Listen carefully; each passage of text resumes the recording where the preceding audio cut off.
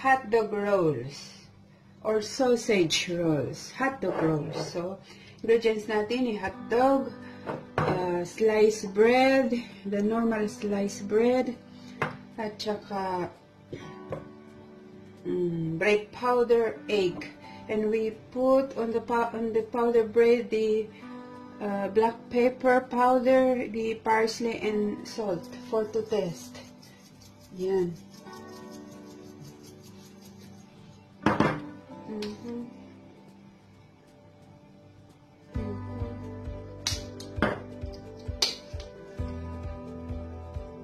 Oh, mucho.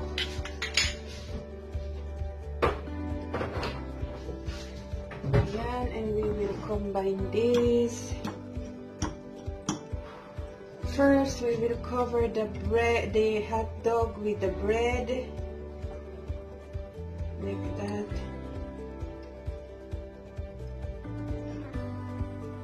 We will soak it on the egg.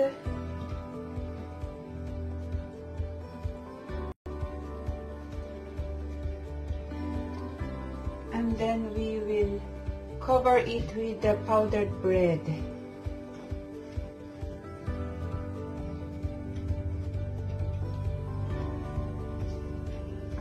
So that's it. Ito na po. Then we will put it here and we will do all the same process with the other.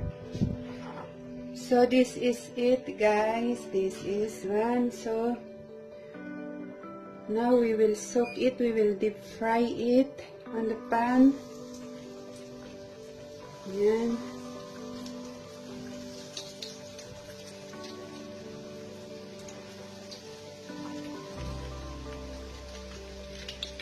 Oh no.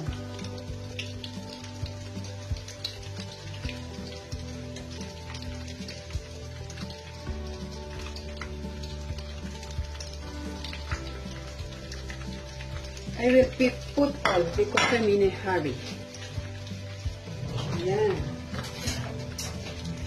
The oil that I use is for the second time. I use it for the second today. The first I use is when I deep fry a, what is that, fillet? Yan, we will deep fry it slowly.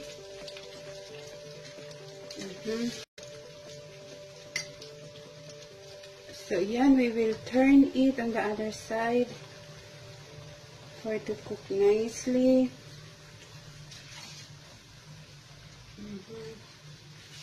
Look at it, guys.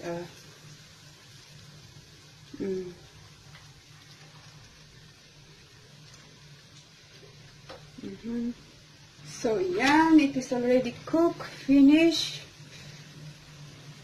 We will get it and put it in the kitchen paper. Look at it. And if you want to put cheese inside, you can put cheese also, or you can put also vegetable. Use like a vegetable, for example, carrots. But you need to boil first the carrots for it is half cooked, and you wrap it together with the hot dog or sausage. That's it. So this is it. Finish in less than 30 minutes. We finish already. So that's it, guys, for today. This is egg hot dog rolls recipe. Okay, see you again next time. Bye bye. God bless. Take care. Have a nice weekend.